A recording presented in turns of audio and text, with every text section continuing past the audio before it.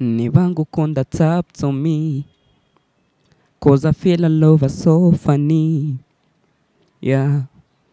Gusa bimenye ko bwawe nanajya police, anytime nuzifuza gukwama njye burya nanapfa. Vrema nubwo ubona byose mbipowa nkigira bazanga, singishaka ikimama hoya, niba shake bazabyite kwihoma. Bra bra bra nago zankaluma, upfa kuburwa ngukunda urubona. Gusa njye ntacyo bintwaye, nzapfane nawe nawe nawe. Ubirebye mu mutima wanjye ni danje danje danje, ni wowe vibe zanjye, nisanze gukunda cyane, cause I'm in a love nawe, mina love nawe. Icyakuma nkakwikaraga, nkereka iniga ko nanjye nijajara, ni wowe utuma mpiga pongi, temi wayo bundi utuma nirata. Yeah, it's your boy Abu Dhabi.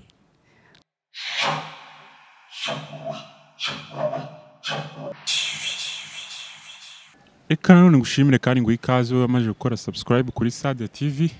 Reka nanone ngusuhuze ari hose urereye mu Rwanda, abari mu mujyi wa Kigali, amajyaruguru, amajyepfo, iburasirazuba, iburengerazuba, tutibagiwe n'abari muri diaspora nyarwanda, mwese turabashuje kandi tubahaye ikaze. Kuko bibona uyu munsi nanone kuri Sadia TV twakira umutumirwa. Reka tangira twibwira amazina yanyu, mwitwa bande? Amazina ni Abu Dhabi. Abu Dhabi. Ya Abu Dhabi ni amazina wiswe n'ababyeyi cyangwa bimeze bite? Hoya nyine ayo niswe n'ababyeyi ni David Tubarikirindiri Secret. Ya wahisemo kurigira Secret. Ya ngo ayo ukoresha mu kazi ni iyihe? Ayo nkoresha mu kazi ni Abu Dhabi. Ya Abu Dhabi. Abu Dhabi ukora akazi iki? Iwana akazi kanjye tu nta kandi umuziki, kuko umuziki njye mufata nka talent yanjye, ariko nyuma nyine yo kufata nka talent bitamufata nk'akazi tu, kugira ntazazanira nk'imikino nyine tu. Ukora iyihe njyana? Iwana njyana nkora tu ni R&B cyangwa Afrobeat. Ya R&B. Yatangira wereka abakurikiye Sadia TV bimwe mu byo ukora, mbega uratangira uturirimbira. Okay. Yeah. Ngo dore ubishaka najya gym nkabakanyama, sinakwihakana narabuye na mama, ufite good face yo nkurebye ndabana, nkarushaho kuremba love kazobokana. Gusa burya nabananije, bamwe bambwiye yuko utankwiriye, nasanze nabo warabasajije. Gusa ndagukunda sinabihisha, wanjyaniye umutima maze umbera umugisha, kandi uko ngukunda nawabimbuza, kuko no kuri size nawakurusha, kuko ngukunda ukuri Pamela, ku mutima uri fresh nka Chanel. Ntago nshaka Jojo cyangwa Saloma, njye ndashaka good love tari nk'imwe ya Teta. Ngukunda ukuri Pamela, ku mutima uri fresh nka Chanel. Ntago nshaka Jojo cyangwa Saloma, njye ndashaka good love tari nk'imwe ya Teta. Yeah, these days turi kunoza imishinga, life ni haso twibagiwe no kurimba, nta rukundo no guhoza rimwe ucemba, uzanye mw'uburokore ziraguhenera, udafite inyuma yavukanye inenge, naho uteye twanamwoza n'ibirenge, dore amaji ku mamini n'ibitenge, gusa you can breathe Pamela njye suko nteye, kuko ndagukunda sinabihisha, wanjyaniye umutima maze umbera umugisha, umugisha kandi uko ngukunda nawabimbuza kuko no kuri size nawakurusha kuko ngukunda kuri Pamela ku mutima uri fresh nka Chanel ntago nshaka Jojo cyangwa Saloma njye ndashaka good love tari nk'imwe ya Teta ngukunda kuri Pamela ku mutima uri fresh nka Chanel ntago nshaka Jojo nshaka Pamela njye ndashaka good love tari nk'imwe ya Nana. Okay. Miyo ndirimbo yitwa gute? Abu Dhabi. Indirimbo yitwa Pamela. Yitwa Pamela. Ni indirimbo yawe? Iyo ni indirimbo yanjye. Wayikoze gihe ki? Indirimbo ishobora kuba imaze nk'amezi ane tu. Nini tuma. Numvishe amagambo ayirimo. Numvishe nyine amagambo ayirimo bintera kwibaza ikibazo kibaza ngo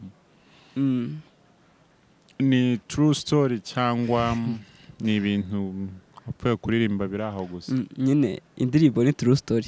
Ni true story. Wayiririmbiye se umuntu? Wapi ntago ari umuntu nyine urumva njye nabuze izina ni Marika tu bita mfati izina ry'umu best friend wanjye bita Pamela. Ewana bari we nyine tu nkoresha gutyo nari. Washakaga gusobanura kimwe iyo ndirimbo?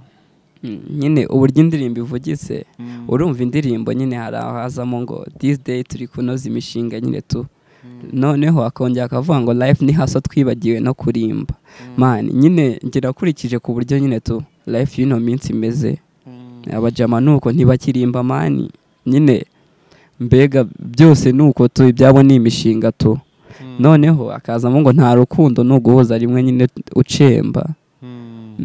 Urumva nyine tu nawe ibyo urabyumva nyine nta rukundo rw'ino minsi tu true love yarashize gusa nyine uwo Pamela njye nayirimbaga nayo ndi kumbwira ko njye ntameze nk'uko njye ko mukunda nyine ko mukundira uko ari tu. Uratubwiye ngo nta rukundo rukibaho nawe ubyemera ko urukundo rw'iki gihe ari amafaranga nk'uko numva benshi bakunze kubivuga? Cyazi ibyo nibyo tu nyine mbega ese ni nka 99% tu kuko ntago wapfa kubona umujamu ugifite true love cyangwa umusista. Bose bagenda bakurikiye amafaranga. Mbwira abakurikiye Sade TV YouTube channel yawe by'umwihariko bamenye aho iyo ndirimbo yawe bayisanga kuko mu rugendo twiyemeje kuri Sade TV ni ukuzamura impano kumenyekanisha abafite impano zitandukanye rero nta n'uburyo wagenda utabwiye abakurikiye Sade TV YouTube channel yawe. Okay, YouTube channel yanjye iriho iyo Pamela bayita JP Lion. JP Lion. Kuki itari ku mazina yawe? Nuko nyine tu JP Lion niwe nyine tu niwe musana umfasha ubundi. Niwe ugufasha. None ufite management ubwo ngubwo cyangwa urikorana? Wapi ntago ari management kuko hari ugufasha akaba na management nyine tu. Gufasha umuntu nyine niko hakundi we uburyo mfashamo nyine tu. Uburyo mfashamo niko hakundi wakunda umuziki bya danje none ikindi akongera gukunda talent yanjye nyine tu. Rero nyine ni umuntu ukunda umuziki ku buryo yumva talent yanjye nyine magaze tuhitapfa ubusa kavuga ngo ntari no musaringe kamwisharije nyine tumufasha ariko abonye management nyine tu irenze ubushobozi bwanjye yagenda ntaribi. Abu Dhabi watangiye music igihe ki? Umuziki ese gusa hashize 4 years. Hashize imyaka 4 utangiye music. Mu myaka 4 umaze muri music ni experience umaze gukora muri music? Ewana experience maze kugira nyine tu muri music wenda se ni nka studio ari uburyo nyine tu umusana agenda muri studio tu cyane cyane ariko batarayimenyereye ugasanga biri kukujabuka n'iki nyine ugasanga utaye amakiki urumva gutya nta cyaba kikimbangamira. Ikindi indi experience nyine tu uko nyine tu day by day uko bigenda nyine bucya usanga kwandika nyine kuri nge tu nyine kwandika bisigaye bigenda nyine tu bijya papa kuko usanga uburyo nandikaga indirimbo yashize wakumva none indi ukumva mise nyikuba nka 5 nyine nuko sha birumvikana uko imyaka ikomeza igenda niko nawe ugenda ugira experience. Nyuma y'iyo ndirimbo Pamela hari izindi waba warakoze? Izindi ziracyari muri studio Tony. Ziracyari muri studio? Ziri muri studio. Iyo Pamela ni audio cyangwa ifite na video? Pamela ni audio.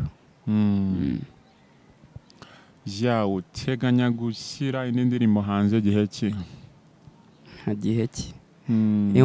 Nyine sinabateguza umunsi kuko indirimbo zo zirari kandi zirakoze. Ahubwo ngewe nanone cyangwa ejo nyine icyo ntegereje n'urukundo wawe bunyereke mu kure ya Pamela. Izindi nawo ziraza kuko indirimbo zirakoze ntago zikiri gukorwa zo zirahari kandi nyinshi. Ngira icyo usaba abakurikiye Sade TV barimo barareba iki kiganiro muri aka kanya.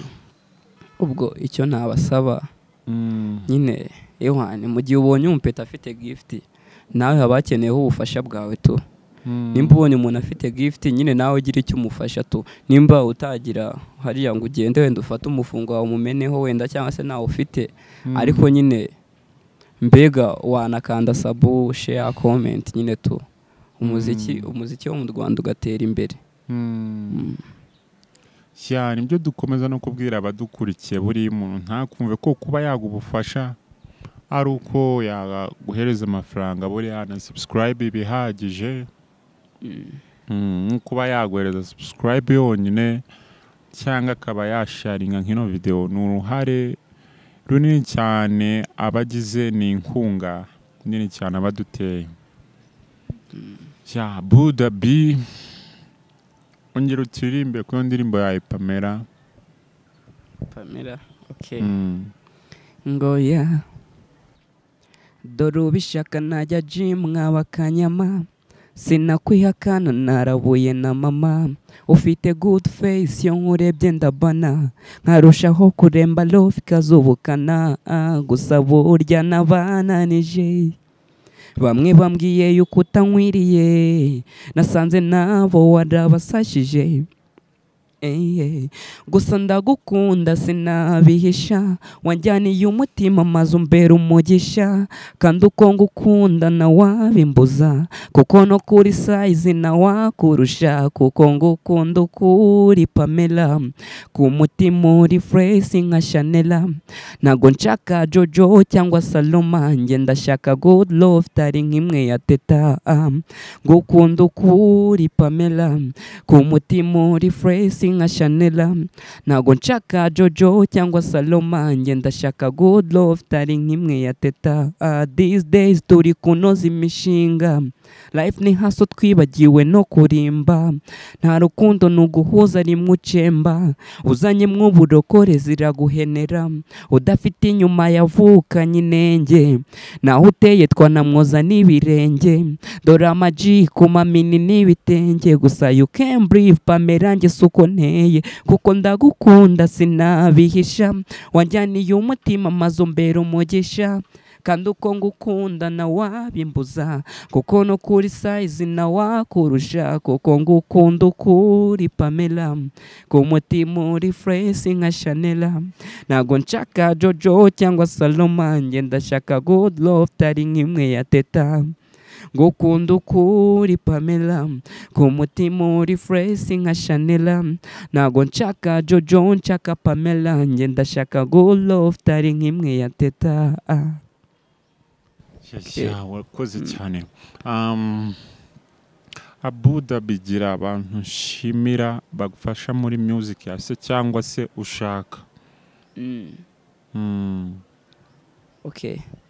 Nge mbere na mbere nyine ntago nashimira umuntu mbere na mbere nge nshimira Imana. Hakaza Ewan producer Kari Okoj. Ewan enda mushimira kandi nyine ajya yumva ko nyine tuiteka ryose ahantu hose yaba ari ajya yumva ko nge moza ku mutima. Kuko ni umuntu mfasha cyane pe cyane nyine cyane mbega. Hagakurikizaho producer ndabatangiye nabanyereka urukundo rudasanzwe nyine tumurino nyine muri urugendo bademo rw'umuziki nabamba hafi. Hagakurikizaho JP kabisa nawe ajya yumva akantu hose badi nyine tumuzirikana kuko aramfasha nawe bikomeye. ya JP Lion ni umuntu ufata gute mu buzima bwawe mu rugendo rwa music? JP mbega JP uko mufata nka Messi ya nyine tu. JP yaje kuncungura. Kuko urumva nimba umusanaza nyine tu akaza mu buzima bwawe uruku ukabona aje gushora amafaranga yawe tu niyo cyaba igiceri kijana nyine tu ariko uburyo kigushoyeho bitewe n'umutima kiguhanye uwo muntu aba agomba kuba agaciro to ku buzima bwawe. ya birumvikana umuntu ukunda kandi wubaha cyane. ya Abu Dhabi muzika nyarwanda uri kwibona gute muri iyi minsi? Nyine tu muzika nyarwanda nyine tu iri gutrending. Kuko uko bukeye uko bwije uba ugomba kubona umwapcoming kandi uri kuzamuka neza nyine tu, kandi ibyo bikaba ari ibintu bya danje cyane ko niyo abahanzi baba mbega niyo bakuzura mbega isi ariko nyine bose bazamutse nta ribi haba hababaje nta hasi nyine tu. Ese ubona muzika ari ikintu cyatunga umuntu? Ahubwo ntago ari ikintu cyatunga umuntu gusa nyine itunza abantu. Itunza abantu kandi benshi nyine tu. Niyo mpamvu nyine umuziki mvuga ko nta kuwukinisha tu, nta kuwujyamo ngo mbega uwukiniremo kuko ni business ibizakubeshaho ejo. ya purpose yawe se cyangwa intumbero yawe muri music ni intumbero yanjye tu no gukora mbega intumbero tumba mfite intego no gukora ikintu nkumva ko cyarenze umupaka. Ntibirenge kuko gutya uburyo ugenda ufata nyine tu uhera ku murenge ugakurikizaho ku karere ugakurikizaho ku kandi karere ukazashiduka wafashe igihugu nyine tu no hanze bikagenda gutyo tu bitrendinga gutyo tu mbega icyo nicyo mba nifuza kandi nzi ko atari njye nyine tu abandi banzi bakiri hasi nabo nizo nzozi zabo. ya bose baba bifuza gutera imbere bakagera kure bakamenyekana n'ibikorwa byabo ndetse bikamenyekana. Abu Dhabi mu rugendo rwa music nta bisitaza se cyangwa se ibicantege ukibonamo? Ibicantege ntibyabura nyine tu, usibye ko biza nyine ibyo ubona nyine washobora gukuraho ubikuraho, ibyo ubona byakanga nyine tu urabireka n'ubundi bikagumaho ahubwo ukabikomereramo tu. Nibi nk'ibihe bicantege ukunda kubona? Nk'ibicantege yewe mu muziki habamo ruswa iteye ubwoba ahubwo. Ruswa ya danje. Ikindi ruswa imeze nka gute iba muri music wayisobanura ute? Muri music duhe nk'urugero wenda. Akenshi ahibera nyine tu, akenshi iyo ruswa ibera mu marushanwa. Nimba haje nk'irushanwa ukumva wenda ufata urugero wenda katwisapoze nka ati Rwanda, ugasanga nimba ari kuzamuka undi mupeti kandi nawe akubaha nyine tu, ukibaza impamvu nyine ukabona nta nakurusha nawe nyine abizi tu, nawe yaje ari kuvuga ngo aje kugerageza, ugasanga ni uzamutse kandi performance watanze inarenze nta kuvuga ngo hari aho wibeshye. Nyine ibimenyetso byose byo gutsinda bigaragara ariko nyine ugasanga uratsinzwe nyine tu kuko we nta kantu watanze. Badukurikiye batureberera bazabigenzure barebe nimba hari ibirimo bidakwiye babikosore, dore turi mu gihugu cyiza cyacu cy'u Rwanda kandi kibereye abanyarwanda. Abu Dhabi mu nshuti zawe se cyangwa mu rungano se mu bo muhorana ntabaguca intege bakubwira ngo si ibi bintu ukora ubona hari aho bizakugeza? Wapipe cyane ko ngewe nyine tu abo mporana naba benshi ni abahanzi. Yahura n'abantu bakunda ibintu ukora. Ababyeyi se boho babibona gute? Nuko nyine tu ababyeyi barakureka akavuga ugenda ugerageze nimba ibyo wahisemo nyine tu kandi babona ubikunze unabishoboye urumva ntago baguca intege. ya muri make ababyeyi bawe nabo baragushyigikiye. Barakubwira ngo rwana nyine upfa kutazananirwa nyine tu. Ni iki ukora, ni iki ugerageza gukora mu gukomeza kumenyekanisha impano yawe, mu gukomeza kugera step uvaho ugera ku yindi? Mbega icyo numva ngiye icyo ntago ari nta nubwo ari icyo numva tu, mbega icyo nkora ngiye icyo ukora, mbega icyo nkora ni ukugenda ntanga ikintu gitandukanye n'icyo nari nabahaye. Kandi ikindi nanigira ku ikosa nakoze, wenda nimba nkoze nk'indirimbo ya mbere nkayumva mwikosa, urumva mpita niga iya kabiri nkaza narikosoye nyine tu. ya ukaza warikosoye. Abu Dhabi urakoze cyane. Namwe murakoze.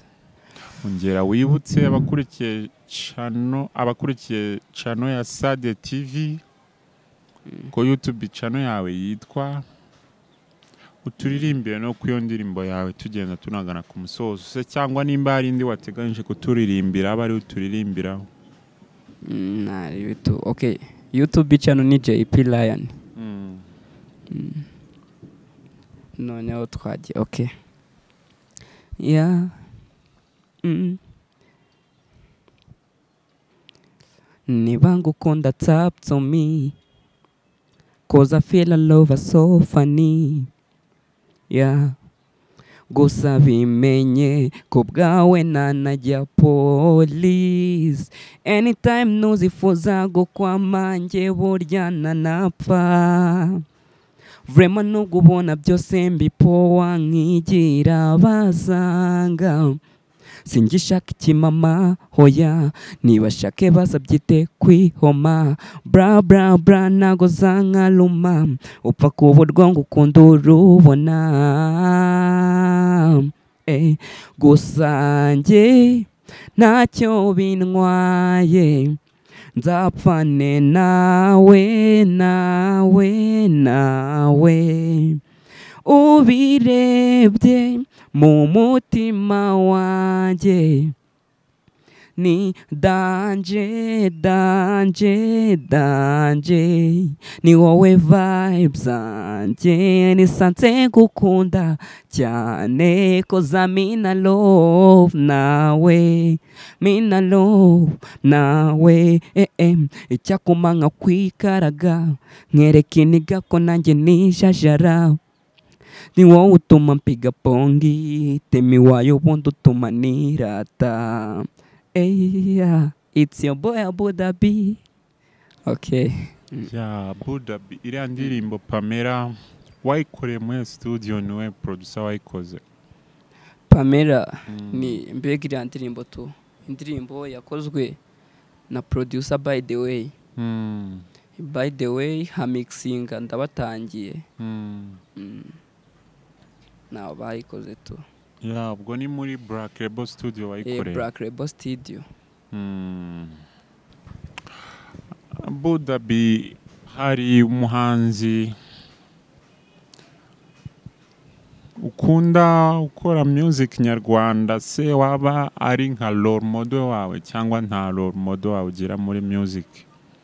Sha wapi pe, kuko nyine tu mu Rwanda hari abahanzi benshi nyine tu bashoboye. Ubwo urumva ugiye gutora role model watora bose nyine tu. Watora bose. Ni ndetse cyangwa ni bande bakora ukunda music yabo kurusha abandi? Nkunda music yabo.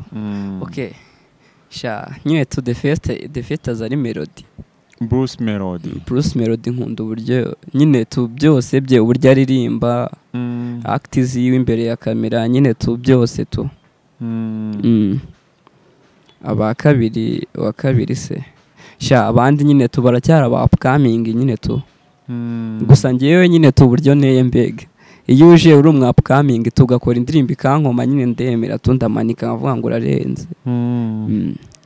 Nkabari aba Chibo nande ndira Isha Mubaya. Ya ugize amahirwe yo guhura na Bruce Melody nk'umuhanzi ukunda, n'iki wamusaba? nka Melody se buriya namusaba iki? Sha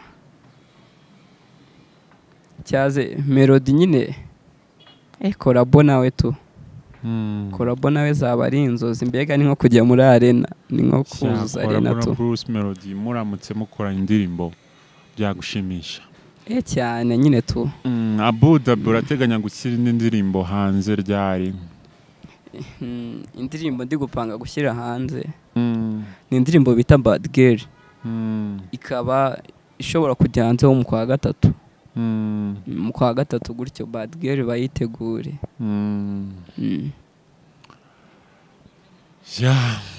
cyane ko nyine ni byiza batabonye muri Pamela nyine tu ibyo babonye Pamela ibura byose muri Bad Girl biruzuye muri Bad Girl biruzuye kuko yakozwe n'aba producer b'abahanga nyine mbega ni indirimbo imeze neza nyine tu utarayumva ndamuteguje nyine tu